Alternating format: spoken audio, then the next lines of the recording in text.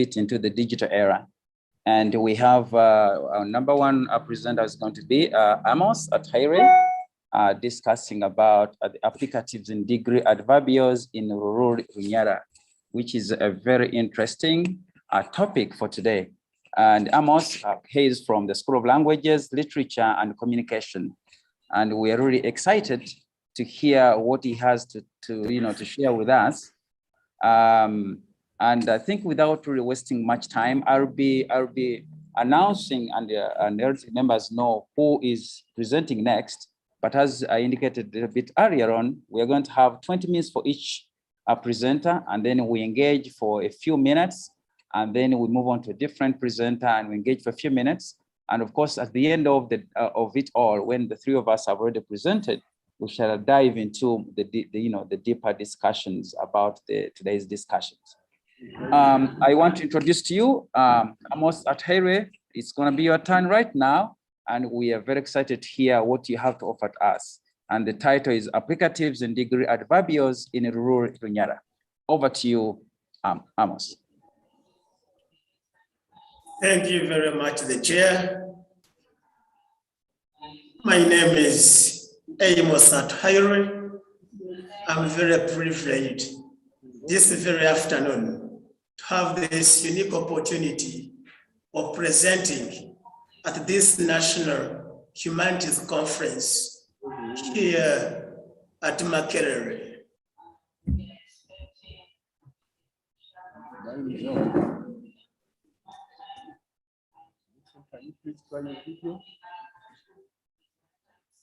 Ladies and gentlemen, that's the title of my presentation. It is Applicatives in Degree Adverbials in Rural Runyara. And that's my name. Today, the 12th of August 2021, ladies and gentlemen, allow me to take you through the presentation roadmap. I would like to start with a brief introduction. And after the brief introduction, I give you the language background of Rural Runyara. I will highlight the problem statement. I will then go to the methodology. Thereafter, I will give a summary of the key findings and finally end with the conclusions. About the brief introduction, this very work is covered under the theme of humanities in the digital era. Hello, Amos. Yes, please. Is it okay if you can put it in full presentation mode? Okay, let me.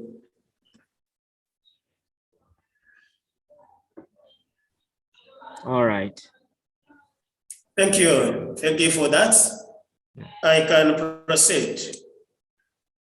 I've already given you the presentation roadmap, and I want to strictly go to the brief introduction. And as saying, this theme of this very work is covered under humanities in the digital era. And I have to state that the role of computer technology in linguistic research and humanities in general is indispensable. As I will illustrate in this very work entitled Applicatives in Degree Adverbials in Rural Runyara.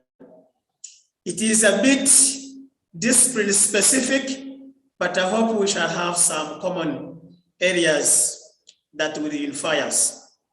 The main objective of this very research was to examine lexicosemantic properties of applicative predicates that can receive a degree argument. Such degree arguments could be either for inherent lexical reasons or by the virtue of their thematic and or syntactic context.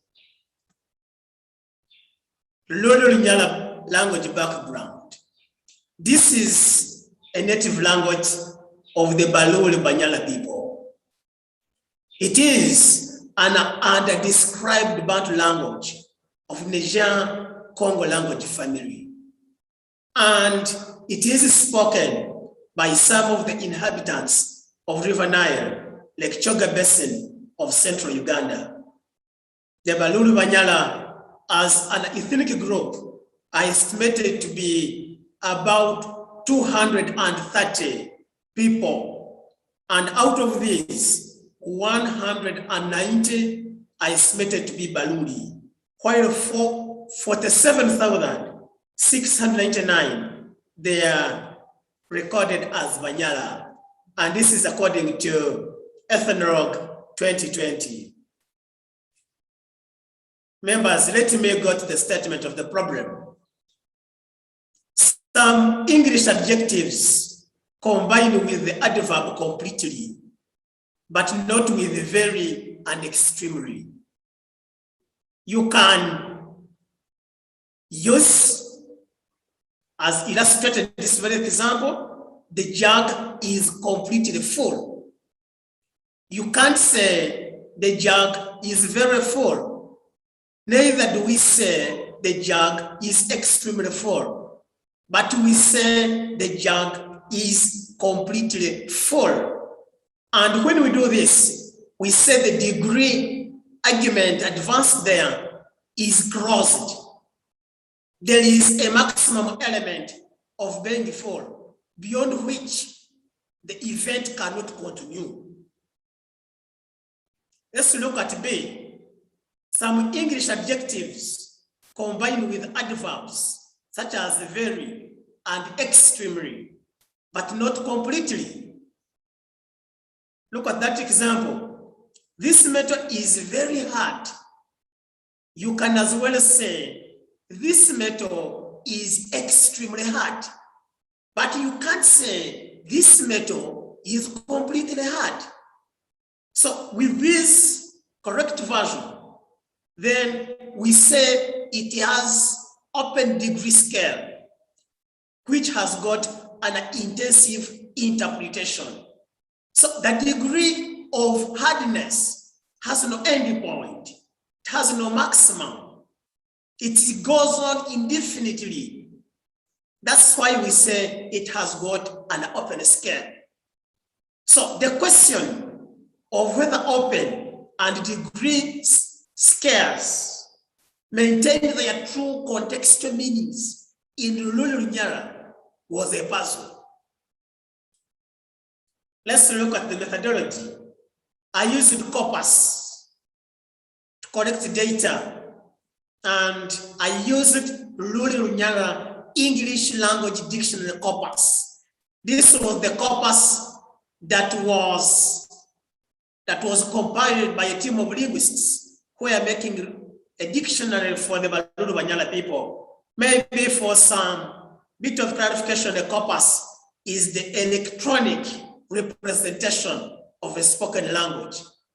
That is in line so far with the theme that electronics and technology, they are taking center stage in our research. And that's the corpus, electronic representation of a spoken language. And the research design was corpus-based. Under corpus-based research design normally involves 5 main steps. We start with the question, which in this case would be a research question and already somehow highlighted in the problem statement. Once you've got the question, then you go to what we call building the corpus. You build the corpus based on a specific sampling frame, and every corpus is given what we call a sociolinguistic profile, which involves speaker characteristics and task characteristics. The third step involved is annotation. We annotate the data. In this case, this is the practice of adding any interpretive linguistic information to an electronic corpus of spoken and or written data. After that very step of annotation, then we retrieve. Under retrieving, we normally use wordsmith tools, lexical software, which is a retrieval software tool used to extract linguistic information from the corpus. And stage 5 is interpretation, interpret, to retrieve and interpret data involves what we call profiling and concordance. That's the dictionary we use using the Wordsmith lexical software tool.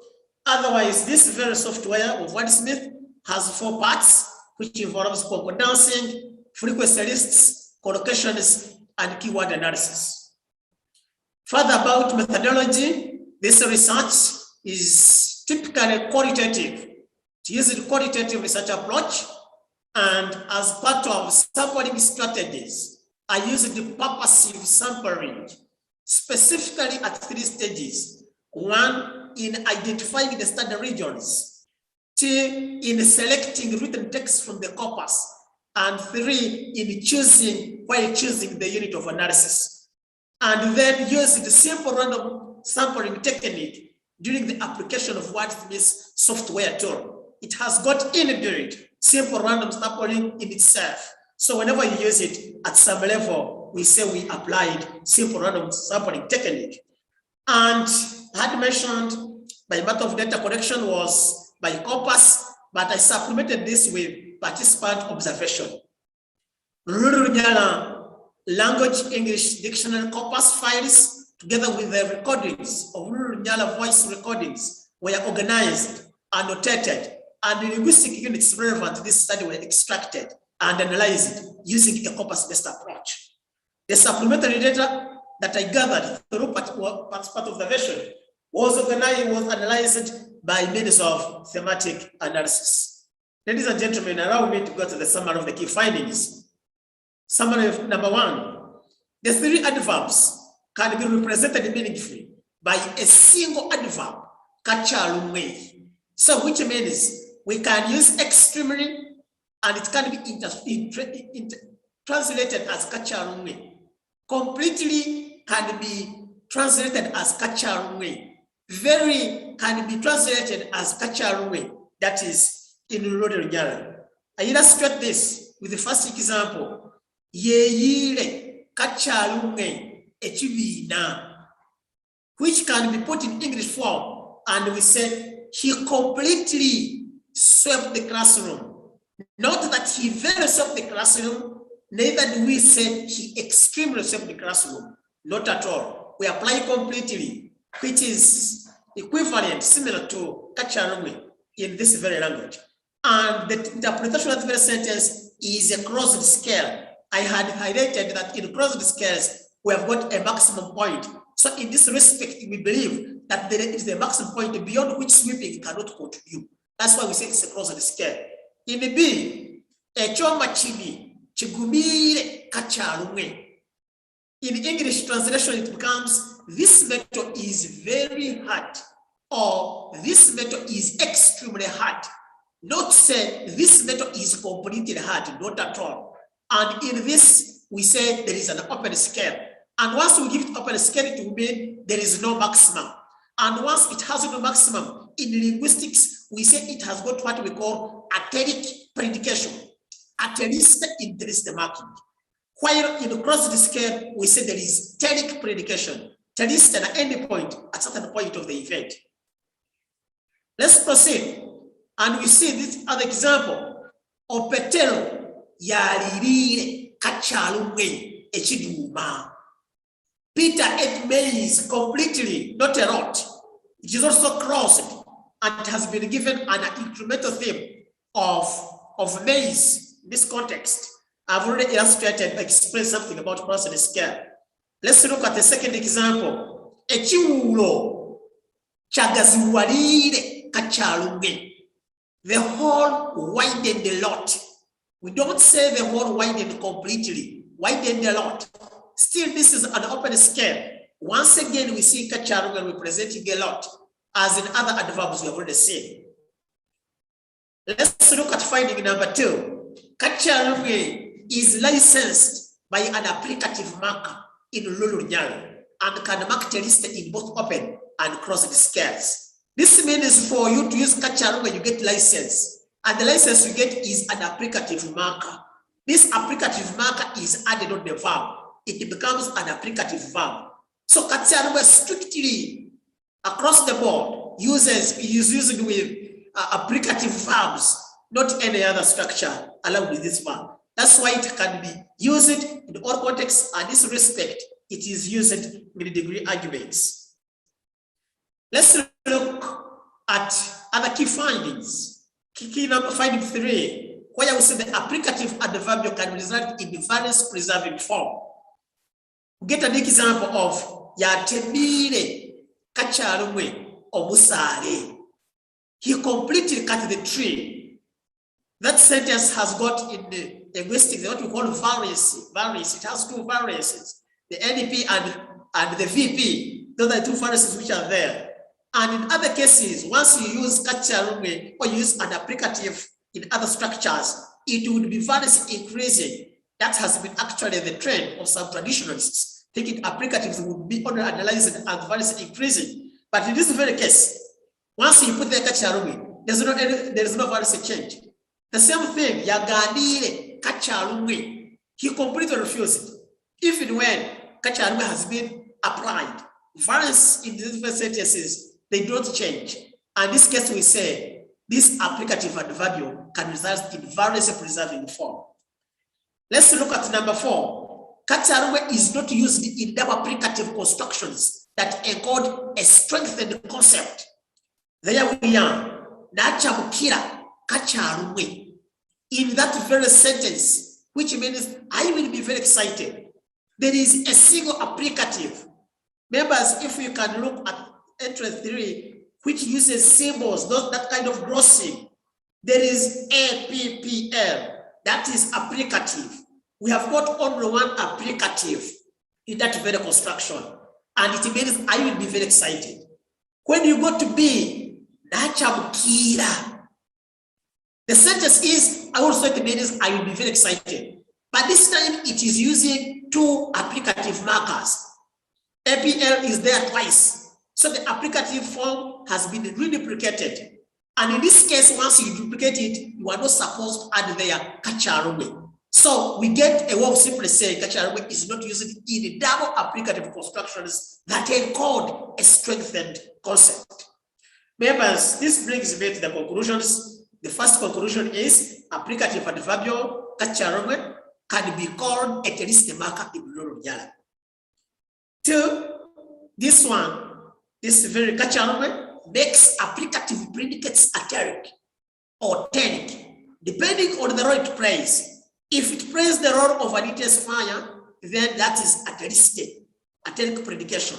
If it plays the role of redundant magnitude, that is the baby teric, and it brings out what we call teric predication in terms of tensor marking. Second conclusion is the post-adverbial applied object position, which sometimes is the applicative adverbial position, can be called applied constituency position, because both the applied object and applicative adverbial position, they can be called applied constituents. So we can use one general term and call them the applied constituent.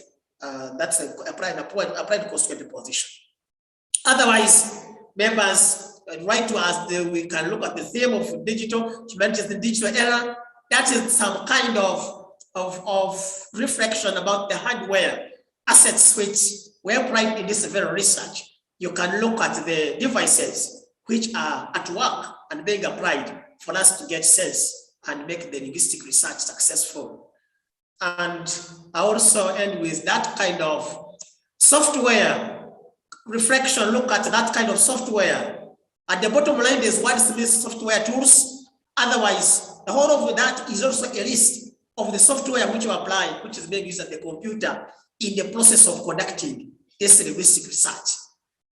Members, here there is a map of Lulu-Nyala. We can see the homeland of these people, that's Uganda. And within that rectangle, there's a demarcation of a map with the purple, which indicates the central region, River Nile Kichoga Basin, where Lulu-Nyala are where they stay. Otherwise, I thank you very much for listening to me. Thank you very much for being attentive. And I pray for any questions I will be available to attend to them. I wish you a successful conference. Thank you very much for listening to me.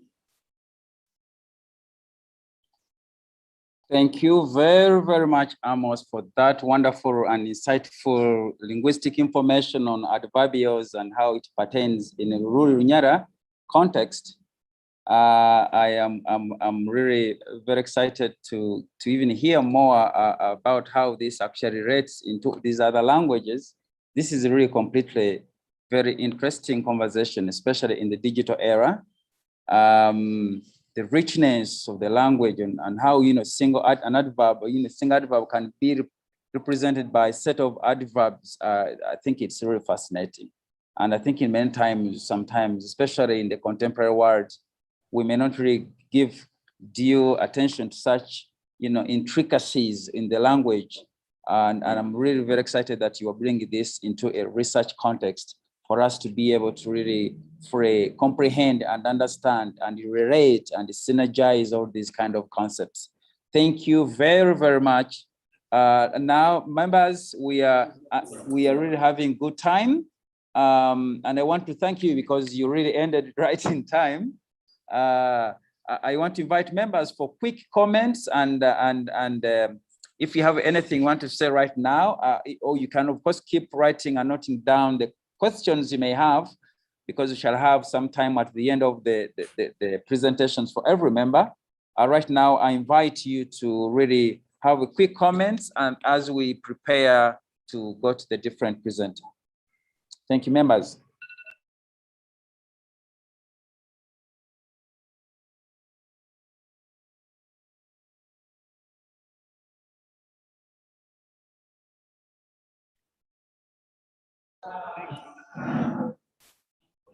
Chair, I think members, they should raise their queries in the Q&A and also the chat.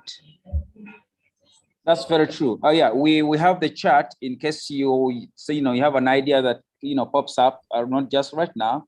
Feel free to just write it down in the chat or just raise a hand at any time if you want to contribute on anything. Amos, I just have one quick question for you, because this was really a very touching topic. I'm wondering to what extent is the rural Nyara language being misused along the lines of these adverbials? I'm really interested to hear your thoughts about that. I know it might not be the topic that you are really addressing, but I'm really interested, especially in the digital era, how the communities access information and how they, you know, people want to learn rural Nyara. How do you think, to what extent is this being misused along the lines that you were discussing today? Well, thank you very much. You are using the interesting statement of language being misused, because one thing I want to first state is that this language has not been documented, and within the last almost just a few years, like 2, it was categorized under endangered languages. That's why a team of linguists, we came up with the cause of salvaging this very language from being extinct. So the idea of this language not having been documented, not have had any kind of written materials about it, which actually this writing has started with this dictionary writing project, which has now brought some of these natives back on board. Even these very numbers I've mentioned, about 230, these people are not entirely, they are not very good speakers of this very language. It is just as an ethnic association. They associate with themselves with and Banyala. Otherwise, you can find the majority of Uganda and then these other languages. That's the case. So, but with this, as we go language to document this very language, then we go to these nitty-gritty ideas as well. When we go to linguistics, then we identify such an area and see how this very word has been used. So in the process of working out the dictionary, that's when we came to find, as we reach out not completely, they give us kacharmi. When we are translating some sentences, we are using very, they use kacharmi. Then as we proceed, they are using extremely in English translation of a sentence. We also see they are giving us kacharmi. Then we got anxious. Really, can it be true that one word can be a representative of all these adverbs and other associated adverbs? Then we found it actually, that's a valid assessment. So that would be my submission about that in general. Thank you. Wow, wow. Thank you very much. And I'm really happy that you are taking on the mantle with your team to really make sure that this language, you know, it does not really, it's not washed away. You know, I'm really happy. And I think research is one of the means that we can safeguard such language. And I'm so glad that you really took on this mantle with your team. Thank you, members. You can keep putting your comments in the chat and QA. Right now, I want us to move to our next presenter, and we shall come back to other questions that may have formulated along the way. Thank you very much, Amos, one more time. And right now, I want thank you too. I want to welcome our next presenter, John Baptist. Yes, and he's talking about challenging the power of TV stations, how Ugandan local content producers are making use of YouTube to reach audiences. And John Baptist is from the Department of Journalism and Communication. And from the best of my knowledge, is an Andrew Mellon PhD fellow. And congratulations, John Baptist. And I think members are very excited to hear about your topic and how you contextualize the consumption of this material on YouTube. Thank you, John Baptist. Your time, please. Thank you very much, Lawrence. Good evening, members. So I am presenting this as part of my doctoral work. So it's just some small part of it, which I'm going to share, and it is very much work in progress. So I entitled my paper, Challenging the Power of TV Stations, How Ugandan Local Content Producers are Making Use of YouTube to Reach their Audiences. So looking at the objective, I pick it from one of the objectives of my study, which is to assess the opportunities provided by local content quotas to the television industry in Uganda. I'm going to explain this a little bit. So my doctoral study is on implementation of television local content quotas in Uganda, where the television regulator, Uganda Communications Commission, requires that local TV stations reach 70% of content that is made in Uganda. And this policy was rolled out in 2014. So my study is trying to understand how this has been implemented. And one of the objectives is to look at the opportunities that this policy has provided to the television industry. So as part of a background, I've already talked about the implementation of the local content quotas, and this led to a massive increase in local content audiovisual production. So I'm talking about Mboziza Marwai, I'm talking about Mizigo Express, I'm talking about Don't Mess with Ankansime, I'm talking about Swengere, I am talking about several of the Ugandan productions that are published online. Now, most of the content that was produced does not end up on television because of several associated challenges, including the cost of acquisition of the content. The television stations are not able to acquire all this content because local productions are expensive. But the television stations have also been complaining of the poor quality, that the local productions are not very good, so they cannot have it on air. Now, as such, the producers are opting for alternatives. How do we distribute our content? How does our content get to the audiences? So they decided to use different digital platforms, most especially YouTube.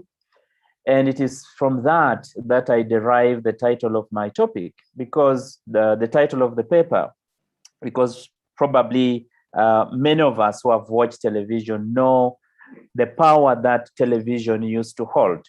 So everything that went to television appears to be good, appears to be powerful, appears to reach us. So the television editor, the television programmer had a lot of power to decide what you can see and what you cannot see as an audience. And that is why content goes through an editing process for them to eliminate certain things that they would not want you to see. So the producer had the power to produce the content, but then what the producer produces does not reach the audience directly. It has to go through the television station that would decide when that content would run, how it would run, how long it would be, and in certain instances, even eliminate certain things from that content.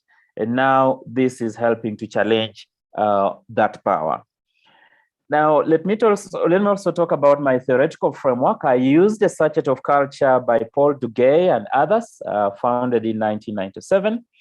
And in The Sachet of Culture, these theorists argue that when we are studying a cultural artifact, anything cultural, it could be a television program, it could be a policy, it could be anything. But when we want to study it as a cultural artifact, it goes through 5 moments. The first moment is production, which looks at the dynamics of production of the content, who is producing, how much is being put in the production, who is determining the production, who is it being produced for. Then the next moment is identity, who identifies with the artifact, who identifies with what is being studied, what do they identify with that artifact as. And then the third is regulation, to do with the issue of policies, laws, and the regulatory frameworks under which the cultural artifact is used. And then consumption. The consumption moment looks at the final consumer. Who is the final consumer of the artifact? How do they consume it? What are the dynamics in their consumption? And then lastly, representation or signification, which looks at how the different people are represented in that artifact, but also how the artifact is represented in the different cultures. So I use this sachet, and I'm going to explain how I use some of these moments to understand my findings. So under methodology, I used a purely qualitative research approach to help me understand this aspect. And my aim was to get experiences, opinions, meanings, and knowledge to do with understanding of local content, understanding of the local content policy, but also the experiences of the television content producers, but also the viewers, the actual consumers of the content. I used purposive sampling for key informant interviews, qualitative content analysis, as well as the focus group discussions. So in doing that, I got 19 key informants, and then I conducted 4 focus group discussions, 1 focus group discussion in Kampala, 1 focus group discussion in Lira, 1 in Gulu, and 1 in Wakiso. So briefly, some of the key findings, ladies and gentlemen. The study finds that there is increased local content production because of the cheaper, wide reach distribution platforms. So because it is now easy for a producer to reach a viewer directly without having to pay the TV station, without having to plead with the TV stations to run their content, anyone can produce their work and publish it on YouTube, and publish it on Twitter, and publish it on Facebook. So because of this, we see a lot more content, but also increasingly now on WhatsApp, we see a lot of this content reaching us without going through the TV stations. So those times when the TV stations would advertise and hold you and tell you, you know, you have to wait, there is this program coming at 11 p.m., there is this, you have to watch this program at 9 p.m., that is no longer there. So we see more content because the producer can reach you anytime. They can schedule their content at any time. They can push it, and then you can also actually go and search for this content. Now, this finding can be explained using the production and consumption moments of the sachet of culture. In production, we are looking at the dynamics of production, where there is now cheaper technology. But also when we are looking at the production moment, we talk about the distribution of the actual product. So when we are looking at YouTube as a distribution channel, it falls under the production aspect. And we are explaining how this content reaches the actual viewer, the final audience, without necessarily going through the television station. And then in the consumption moment, we discuss that the viewer as well, the consumer, is able to get this content at their own time, wherever they are, and not wait for a scheduler in a TV station to decide when this content can be watched. So if you want bizonto comedy, if you want Don't Mess with Anne Kansime, if you want a swengere, you just go on YouTube and search, and the latest episode or series will come out for you. The other finding is the individualized understanding and appreciation of local content in terms of language, in terms of culture. Now, initially, there were issues to do with the language of production. So if you took your content to a TV station, the TV would ask you, what is the language that you used in producing your content? And then you'll be told, you see, for us, we broadcast in English. We don't broadcast that. Our audience is a Luganda audience, maybe a Lusoga audience. And so the other content is locked out. And so even the people who associate with those languages and cultures that are not appreciated by the TV stations would have no access to that content. But now there is that individualization. You can produce, the producer can use any content, and the people who understand that language, the people who like that content, the people who appreciate that culture can access this content without going through the agency of the television. And I discussed that, of course, in the middle of the ones in blue, these are some of the quotes, direct quotes that I got from the key informant interviews and the focus group discussions. So I use the identity moment of the sachet of culture to discuss this individualized understanding and appreciation of local content, that the audiences are able to identify with certain cultures, with certain languages, with certain regions, with certain producers.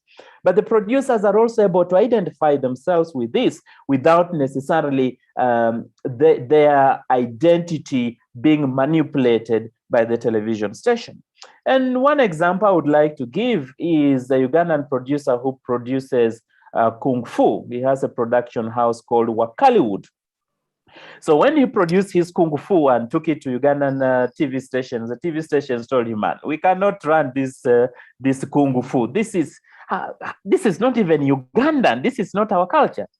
So he said, okay, that is fine. And he decided to open his YouTube channel. And actually he's having viewers. People are flocking the YouTube channel to access this content. So I discussed that using the identity moment, that audiences, but also producers are able to identify with certain things without the agency of the television stations.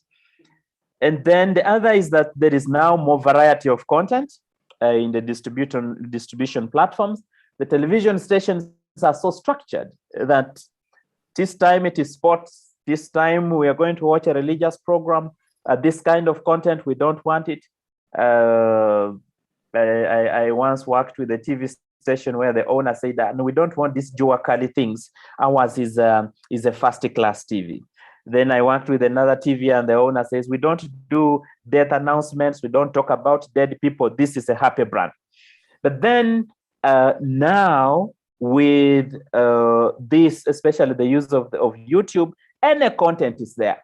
So if you want content of the children, you will get it. There is some content the TVs will not run because we are looking at ethics. This will make people annoyed. Well, on YouTube, most of these things are able to access YouTube. So that is what I mean by this finding of variety.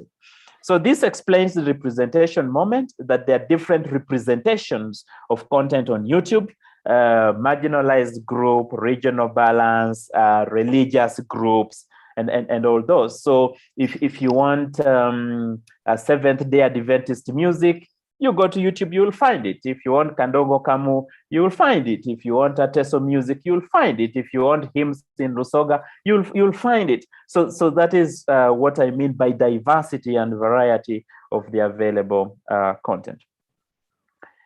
And then, of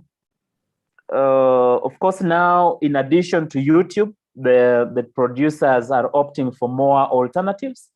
And so we see these distribution channels extending to Facebook, extending to WhatsApp, extending to Twitter, and lately extending to TikTok. So again, this can be explained through the production moment. So we're looking at the volume of production, but also the distribution channels, the different distribution channels that the producers can use to access their audiences. The last finding I want to talk about, ladies and gentlemen, is that there is an increase in user-generated content. Now, this is a complicated one a little bit because this, in a way, also challenges the power of the producers. So the producers are challenging the power of the TV stations by saying, we can publish our own work without your agency. We'll put it on YouTube, whether you want it or not, and we will get an audience at our own time. But now, increasingly, the audiences are also starting to become content creators. So they are also producing certain content and pushing it on these distribution channels, and as well challenging the power of the producers. So you do not have to be so well trained and sophisticated to be a producer now. Just have your phone, record something, record a conversation, pick some content, put it together, and you're able to distribute it. So this can also be explained through the production moment of the sachet of culture. Who is producing? Almost everyone is producing. Which distribution channel? Very many distribution channels. What are they producing? Anything.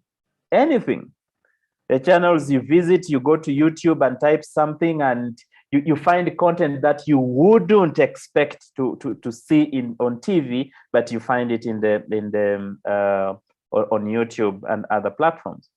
So as a way of concluding, the power and agency of the television stations are being challenged, but this challenge is going just beyond the TV stations. It's extending to the bigger superstructure in the nation and state organization. That it's not just the TV stations. Now, even the power of UCC as a regulator to say we need 70% on TV, or the content must be this and that. If you want to distribute content, you should do this and that. That is also being challenged.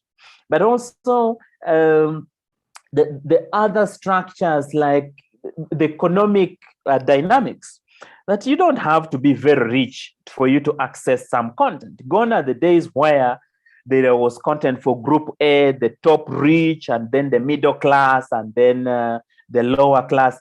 Anyone now can access anything. And then, of course, there is increased audience for local audiovisual visual content. And this is providing competition to foreign content. So even in the different distribution networks, even on YouTube, Ugandan content is actually competing. So Anne Kansime, for example, has about 4 million followers now on YouTube. So when she publishes something, there are all those people who are watching it. And then there are others also, the Bizonto comedy, Bozi Zamalwa, and many other things. All these are there competing with the international content. And this is leading to more diversity and pluralism, that we see more voices, we see more cultures, we see more Ugandan languages, we see more of our scenes in the television content. Now, the independent producers are getting a double role. Gone are the days where they just had to produce and dump things for the television stations to publish. Now, the producers also have to publish. So in addition to just producing, they are also programming, they are also scheduling. So probably after every day, these producers are putting something there. Some of them are doing it weekly, some of them are doing it bi-weekly, some of them are doing it monthly. But that power, which used to be in the television stations, is now put together with production. So the independent producer has all these things to deal with. And then finally, local content quotas have presented a bigger opportunity to the local audiovisual industry. I am now linking this to the bigger study that I am doing. And I am saying from this policy that requires the television stations to have 70% local content quotas, there is this opportunity that has been presented, the opportunity to have more Ugandan content out there, most of it distributed without the agency of the television stations. Unfortunately, UCC has to deal with the dilemma this has created because now they are not able to regulate the independent producer. They can publish anything. The TVs, they can switch them off. They can refuse to give them a license. They can call them to order. They can take them to court. But it is increasingly difficult to deal with the independent content producers. I make a few recommendations from this paper, especially looking at the TVs developing the ability to reconfigure themselves to become more relevant. But also this could be through getting content that cannot be accessed online. There are producers, not everyone is going to online. There are producers who are saying, this is very good work. I'm not going to distribute it free on YouTube. I am going to wait for a TV station to pay me some good money, and then I can share this content as one of the recommendations. And then the areas of further research, I think that the aspect of the business models in the new distribution platforms and how producers are benefiting from these business models and distribution platforms is important. Traditionally in television, we knew that when you are a producer, you produce your content and then you reach an arrangement with the television station to be paying you for your content. Either they buy the content, they buy the rights from you, or you reach a revenue sharing agreement where the money that comes from advertising is shared. But now my study did not go into how are these people actually earning? What are they earning? Is the earning they are getting from YouTube, for example, better than what they earn from the television stations? My study did not go into that. So we see all this content, the Swengeres, Bizonto Comedy, Mbozi Zamanwa, and different productions, but are the producers actually earning from it? How are they making money? Thank you very much, members, for listening to me. Thank you, Chair. This work is still a lot more in progress. I'm writing my dissertation, and I am just extracting a paper from the work that I have, and this is one of them. Thank you very much. Wow, thank you so very much, John Baptist, for this wonderful and detailed analytical presentation. And indeed, everyone is a producer because everyone is producing right now. I like the fact that we are taking new directions in terms of how content is produced and consumed. And as members would agree that there are different reasons, as you have explicitly brought them up, that people are finding the different spaces alternatives because of economic reasons and other reasons. Yeah, for sure. I remember one day my friend was asking me, why are you not so active on YouTube or on Facebook? And then some of the reasons were, yeah, we need to, I need sort of validation. I need to also show that I'm also existing. Others are doing it for economic reasons and cultural reasons. Yeah, thank you so much, John Baptist. And if there are any quick comments right now, please go ahead and indicate that to me through either the chat room or the Q&A, or you just raise a hand. And of course, we have one more presenter for today, Michael. Michael? Yes.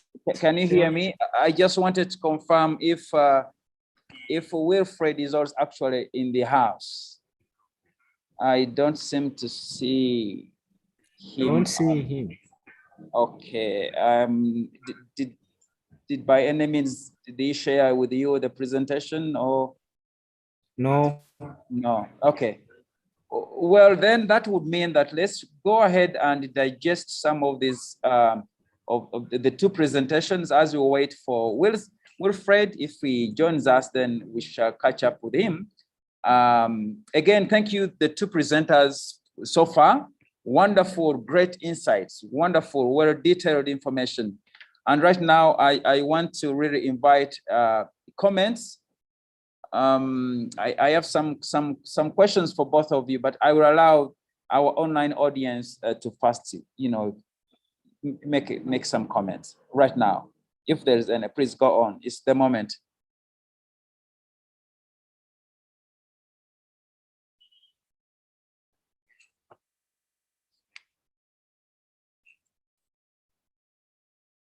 We still have a lot of time in anticipation of Wilfred's presentation, if that's going to happen.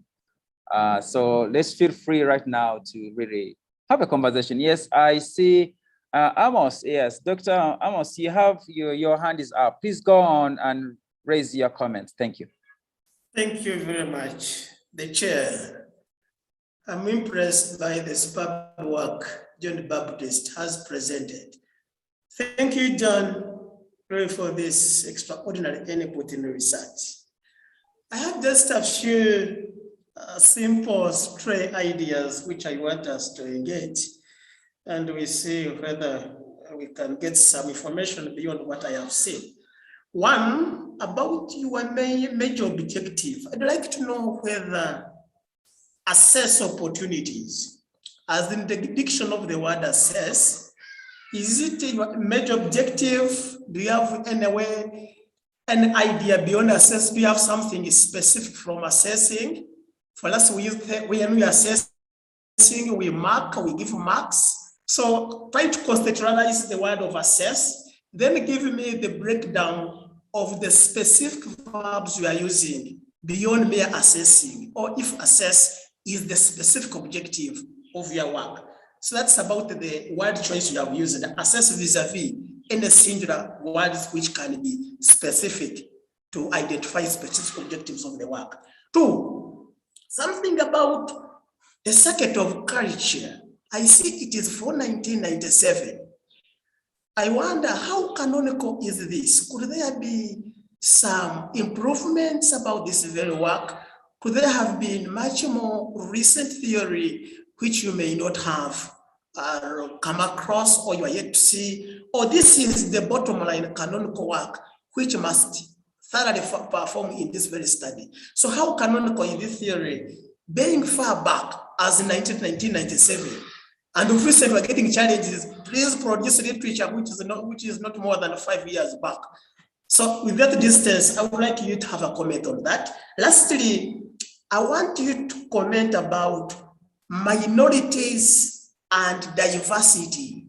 In these other countries, foreign countries, especially this television, the US, so we have issues the way they cover minorities and diversity. In television, when they want to say somebody who has committed a crime, who is a rapist, that's when they bring the story of a black man, of an immigrant. You find on that television, there's only one black presenter. You find on the television, there's only one woman. So in this local television, your findings, who do you call a minority? Who are you calling the minority? And how have these televisions catered for this position of minorities and diversities? What have you found out? Thank you.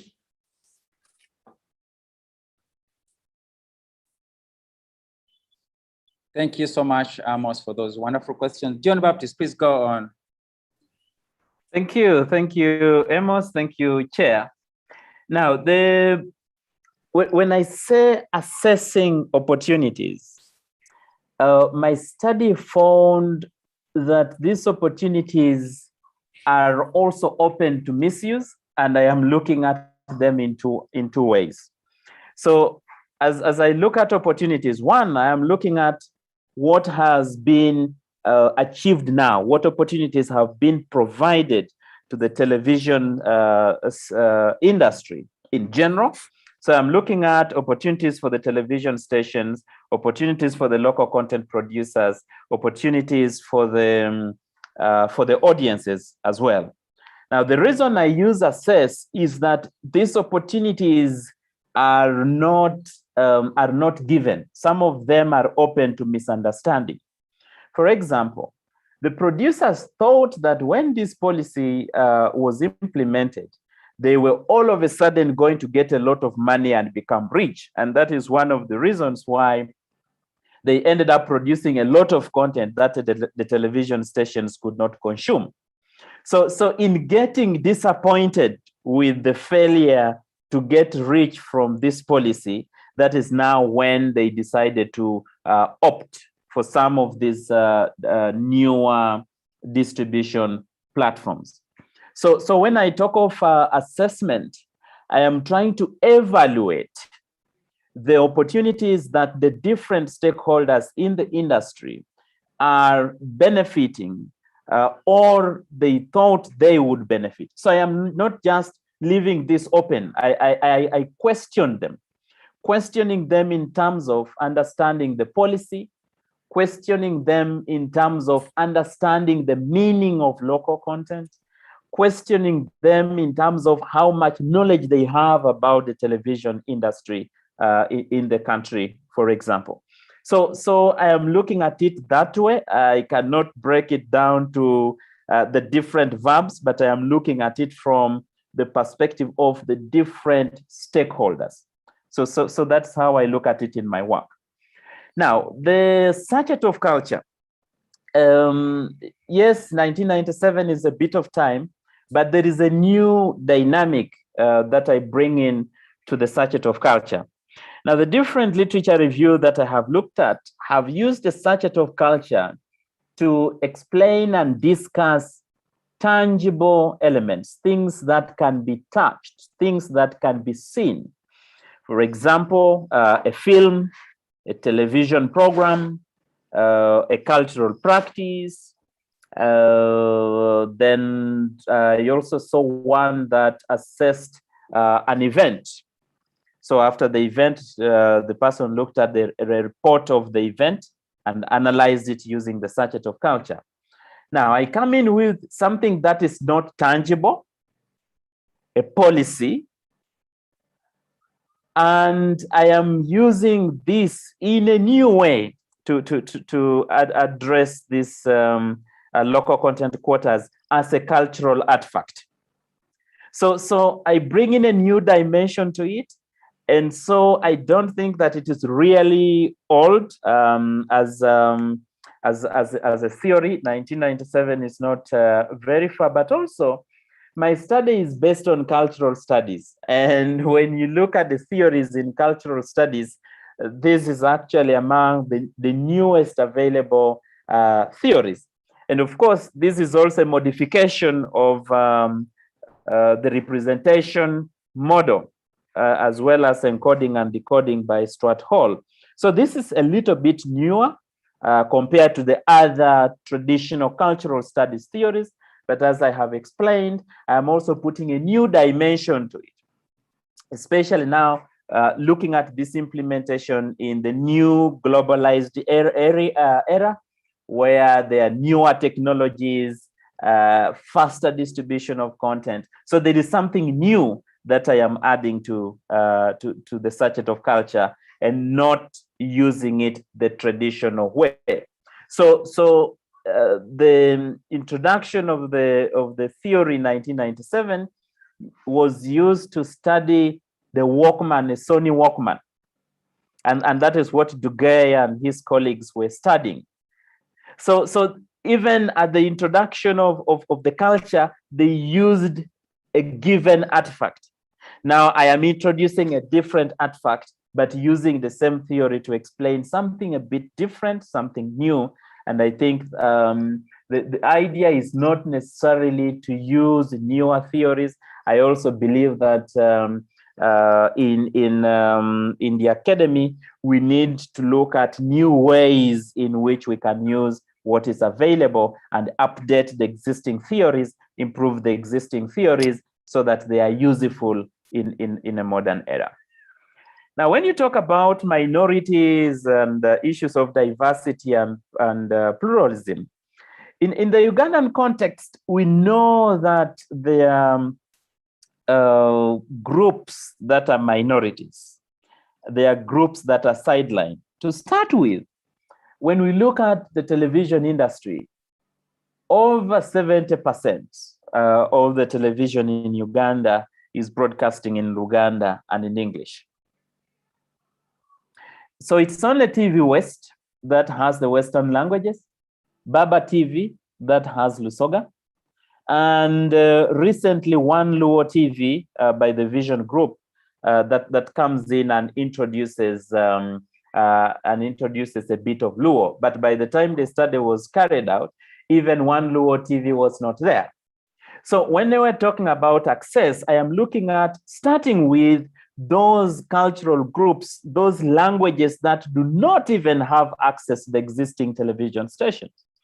And to get a feel of this, when I went for the focus group discussions in Lira and in Gulu, these people are saying everything is foreign to us. It's actually not local. So we watch Bukede TV, it claims it is local content, but it is in Luganda. It is not our language.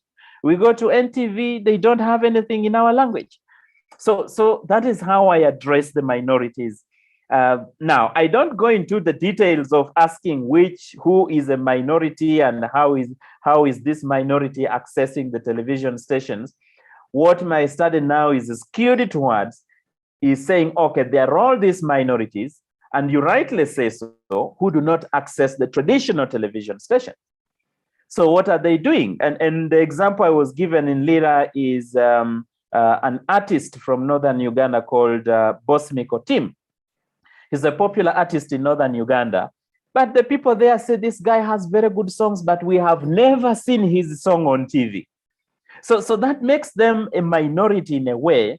So how are they coming up to fight that tag of being a minority and being sidelined by the TV stations? They go on YouTube. So produce your song, put it on YouTube.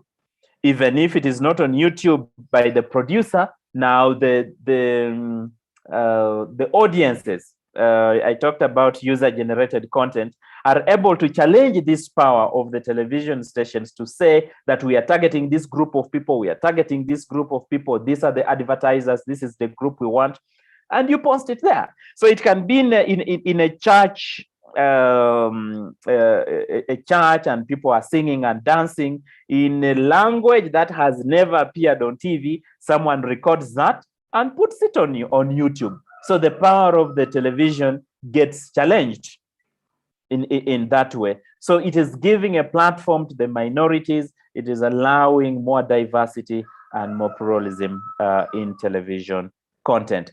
Television content, okay, let me use audiovisual content, because some of this content that does not go to the TV station doesn't show on TV, but you access it through the different digital platforms. Thank you, Chair. Thank you, Amos. I hope I have handled your concern.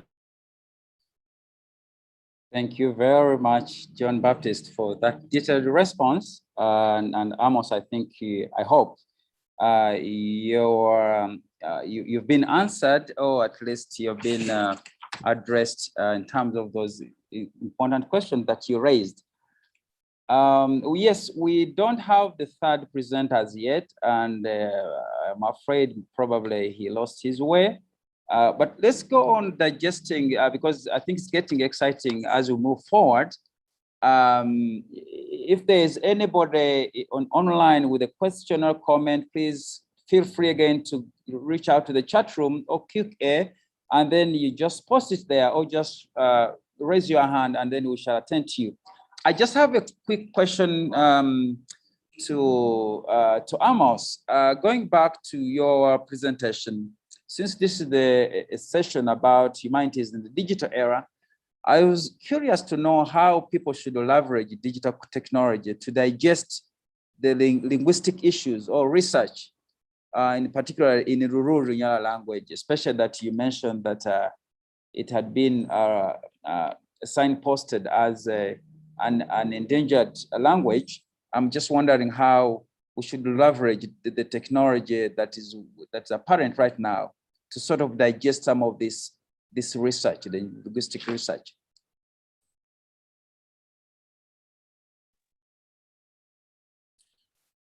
Well, thank you very much, the chair, for the good work so far done.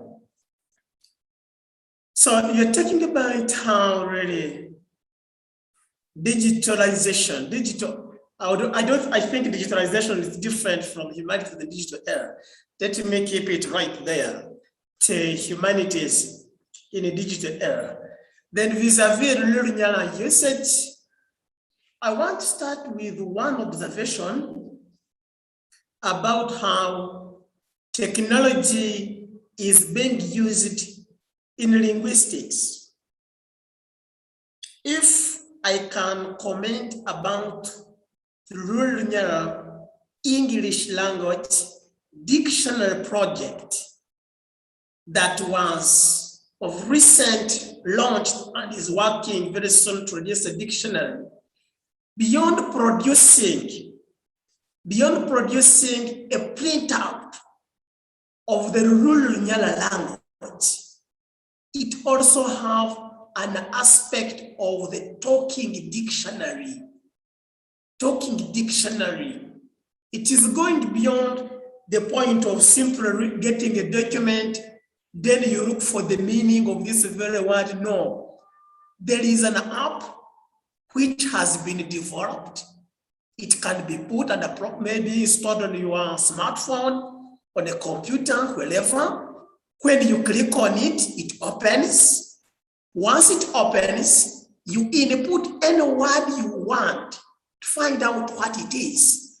Once you put it there, the one, when it comes out, then it is even pronounced.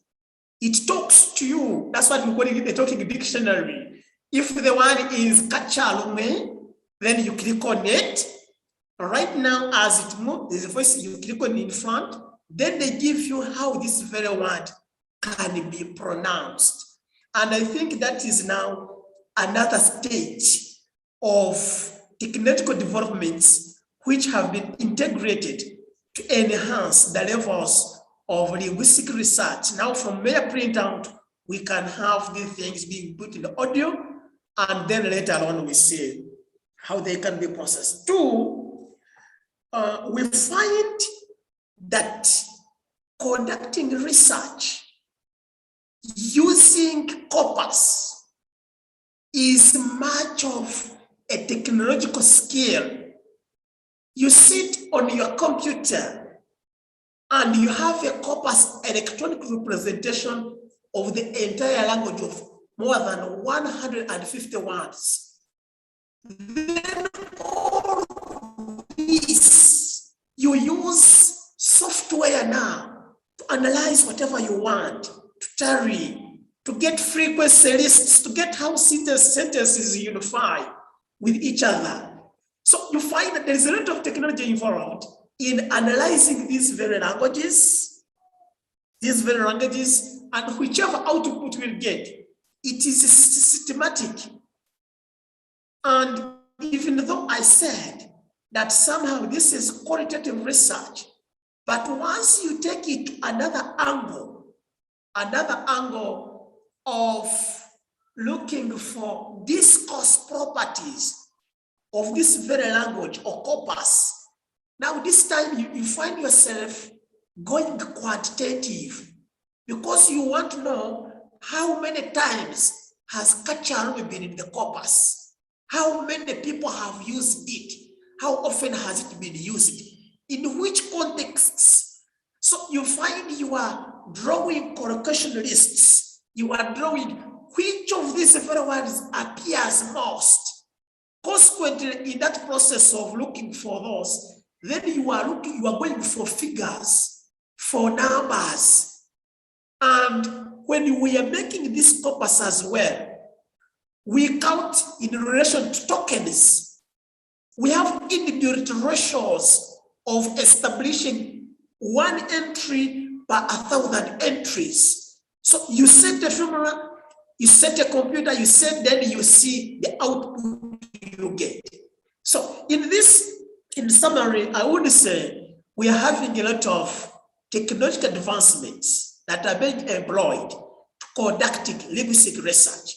Then we're also getting some output out of linguistics, for example, which have been now elevated to more standard and technological developments, for example, with a talking dictionary.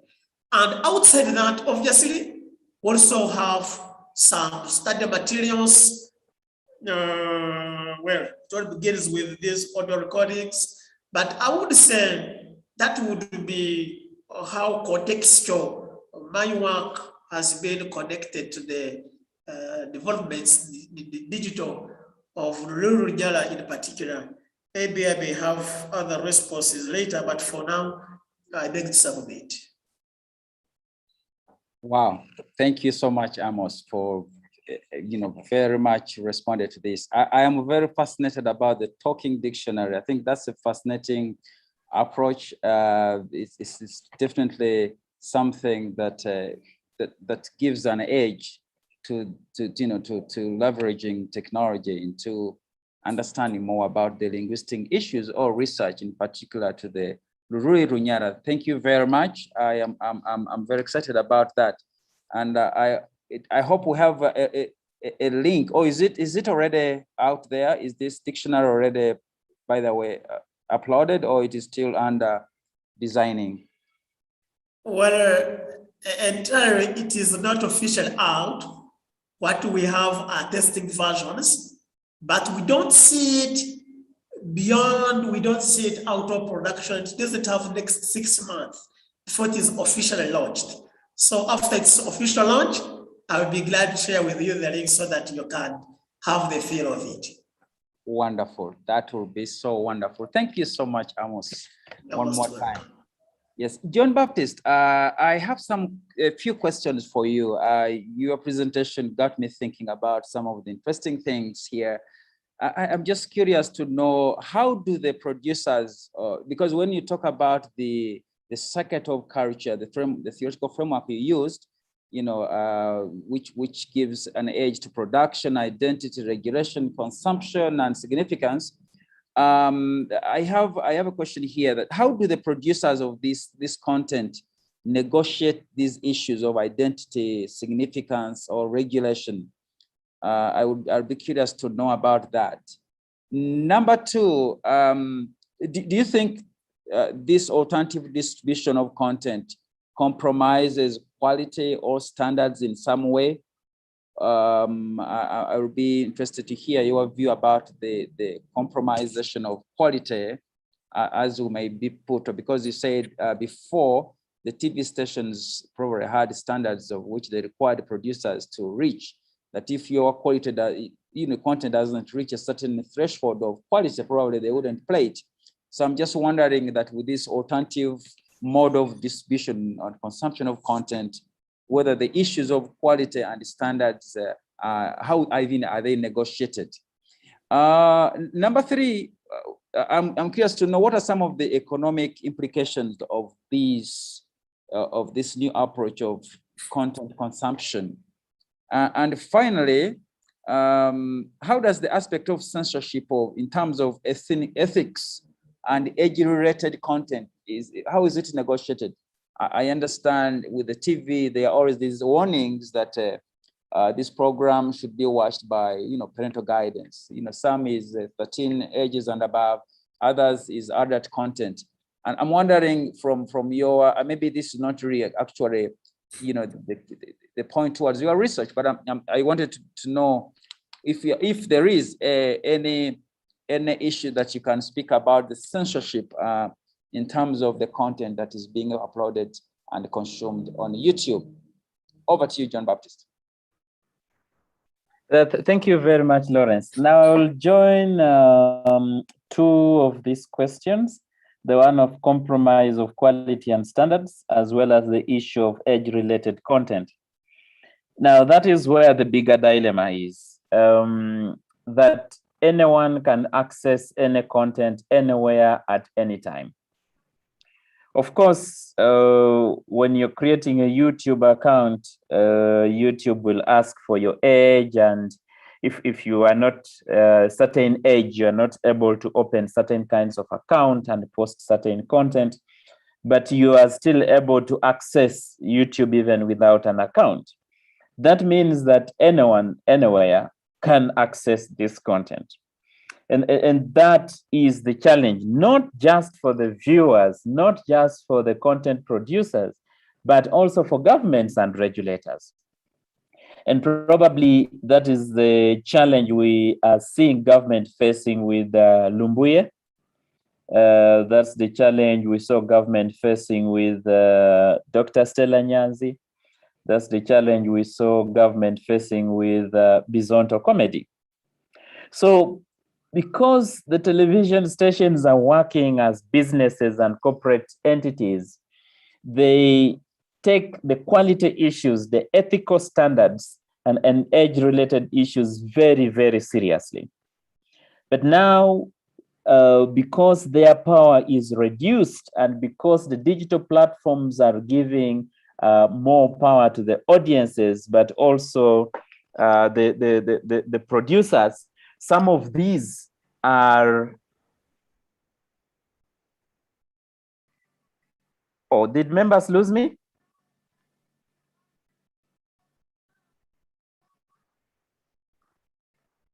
Am I heard now? Hello? Hello? I can hear you faintly. I don't know what could have happened. Maybe you can. Okay, maybe let me just adjust my earphones. Is this any better?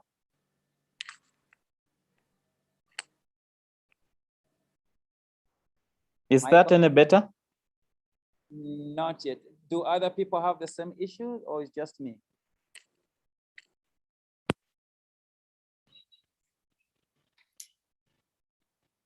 Okay, I think we must have lost you. Michael? Yes, I can hear you. Yes, Michael. I have trouble listening to John Baptist. He's faint. I don't know why. John Baptist, can you say something? Yes, sure. I see Zuraika saying she gets me. Yeah, I can also get you. So it should be a problem on Lawrence's side then. Okay. Is that any better, Lawrence? Oh, now I can hear you. Thank you. Sorry. Okay, that's fine. So the aspect of age-related content and compromise on quality is a big question that my study does not delve into. There is a bigger issue there to do with the regulation, to do with the standard. No one is checking what quality there is, and that is why you see certain videos, for example, the sex tapes from the high schools, from the universities. The kids are posting these things out there, and anyone is able to access them. So that is a bigger issue, and that is why in the recommendations I was saying even the regulator needs to revisit some of these things. Now, the economic implication. This is a double-edged sword. Then the content producers can be divided into two. There are those who are starting off and don't have a big following. So they are just posting content. They are not making money out of it, but they are doing it so that they can be known, so that they can be seen, in the hope that if they are known, then they can earn the money. If they make the name, then the name will sell them and get them economic gains, but later on. So you can see groups like the comedy stores, groups like Bizonto Comedy. They are using this as a way of popularizing themselves so that they can be invited for shows, so that they can be invited for functions and things like that. So that is on one hand. On the other hand, this has a negative implication on how much the content producers are able to earn. Now, content is a very expensive product, and that is why the Bollywoods, the Hollywoods are big business enterprises. They manufacture, they produce the content, they sell the content, the TV stations, and they make the money out of it. They make a lot of money. So when you just say, I'm going to distribute my content online, it is only YouTube, if you have a lot of traffic, that is able to pay them some money. And then sometimes some companies or individuals or organizations may want to advertise in these channels or within the content if you have a big following.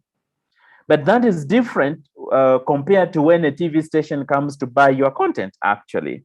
So it's a double-edged sword. And as I said when I looked at the areas for further research, this is something that more work needs to be done around to see exactly are the content producers losing or they are gaining.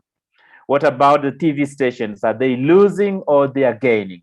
So one of the programmers, the TV programmers I talked to, said actually this is a loss for them, because these people online are having an audience, they are having advertisers, and they are making money from them. And then for them, the TV stations are paying a license to UCC. They are looking for advertisers, but instead of the advertisers advertising with the TV stations, they are now advertising on YouTube with the independent content producers. How do producers negotiate the different moments? Now, they I did not go into detail into this one, but the biggest power of the producers are actually, the biggest power is in the production moment, because that is where they put in their ideas in the content, they decide the storyline, they decide the camera work, the different production aesthetics, the scenes, the sound, the camera work, the lighting. All this affects the quality and the kind of material that is produced. The scripting, the production, the dressing code, and all this. So that is where the biggest power of the producer is. That is where their biggest moment is. Now, the others also come in, but it is difficult to track it. They are naturally embedded. For example, a producer will not get a storyline that they are not comfortable with, a storyline that they are not aware about, and a storyline that is a reflection of what they believe in, of their own perceptions. So, for example, a Muslim producer will look at content in a certain way. So that kind of identity and representation may not come out when the content is being analyzed, but it will be embedded. It will be hidden in the production moment. So their biggest negotiating work is in the production moment. The others are a little bit minor, they can be ignored. But if you do a qualitative content analysis, you are able to pick the different moments from the content. Because when you watch a video, for example, you're able to see the mindset of the script writer, the mindset of the producer, and what direction they want to take and what message they want to send. That's what I can say for now, Chair. I don't know if I have addressed your questions. You also had one question for Amos. I don't know if I can ask now or later. Thank you. Thank you so much. Yes, you have answered me so well. And yes, go ahead and give a question to Amos. We have about 6 minutes right now. Okay, my question is on the creativity in language use. So Amos, when you limit this to the talking dictionary and the use of all these devices, I know I am not from a linguistic background, but with a little literature that I did, I know that people are able to creatively use words and use them in different contexts to generate different meanings. For example, you know now that the use of mujoga as a Luganda word has very different contexts depending on how it is used and depending on what impact the user wants to evoke. So when you digitalize this language thing, the language code, aren't you killing that creativity, allowing the language users to creatively use that to evoke a different kind of meaning? Thank you very much, John, for this very interesting question. Number one, we aim at enlisting a large database. We don't want issues of having a very narrow scope. We want you, the moment you employ corpus, you have a reasonable corpus, such that there is a large database from which you will make the annotation from the selection in the natural way. And we believe that a corpus is a representation of a language in its natural environment. Because the process of developing or compiling this corpus, you just get your recorder, you go and engage the speaker, and he will communicate whatever he has to communicate. You are recording. If you are interested in what he is using, the sentence he has constructed.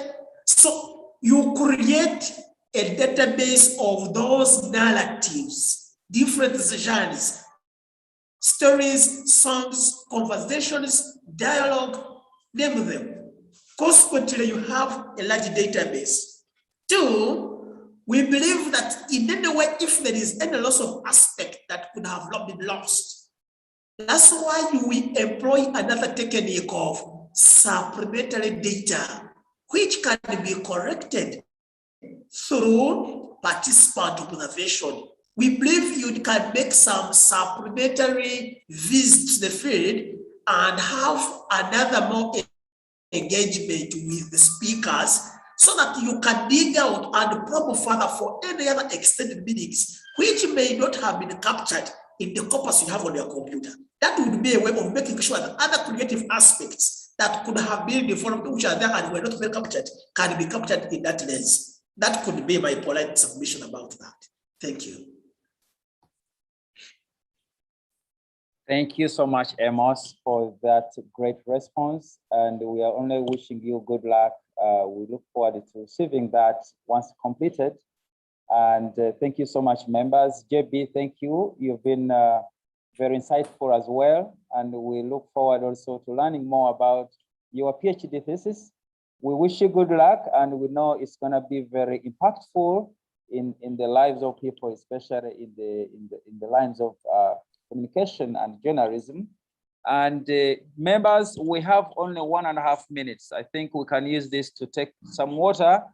And unless there's anything really beyond now, other than congratulating you and wishing you a great evening, allow me to sign you out. And members, online viewers, if there is anything that pops up in your head and you have a question to either of our presenters, either Amos or JB, please reach out to them directly. I'm very sure they'll be very happy to respond to you. Thank you. Let me just share my email and the number on the chat, just in case. That would be great. And Amos, if that's also okay with you, you can just share yours, and so members can capture that.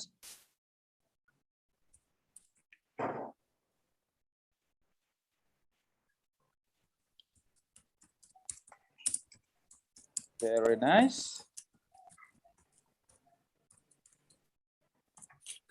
Very nice. Thank you very much. We were not able to have Wilfred with us this evening.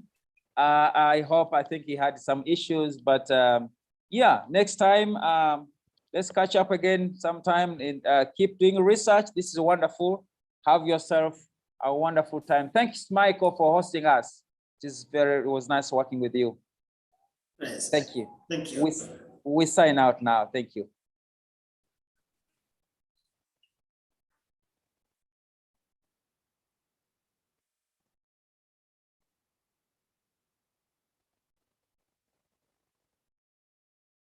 Okay, thank you. Bye-bye.